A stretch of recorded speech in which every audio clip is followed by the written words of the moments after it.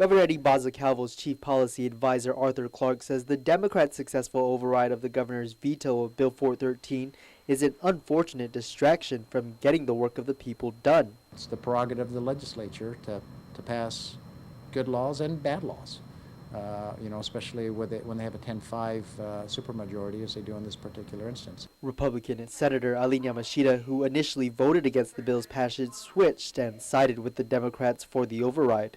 As we reported, Governor Calvo, in his veto message, called the bill a continuation of the type of mischief indicative of the Gutierrez camp during the 2010 election. Generally, if there's any issues or concerns about an election process, those concerns, are not resolved by an elected branch of the government. That's contrary to the idea of separation of powers and checks and balances. It really should be resolved by the neutral branch of the government, which is the judiciary.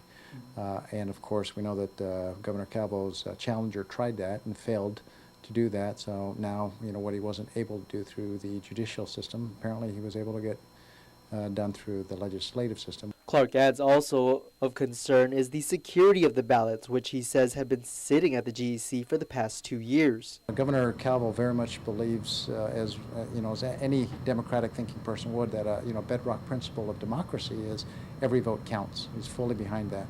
But that concept also includes ensuring the integrity and the sanctity of the entire voting process.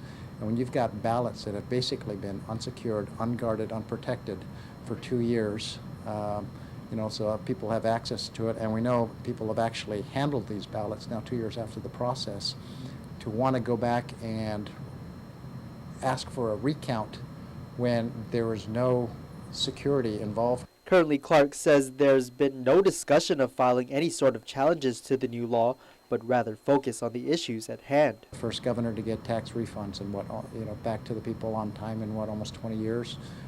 A ratings on our bonds, the homeless, homes for the homeless going up, and so he's got.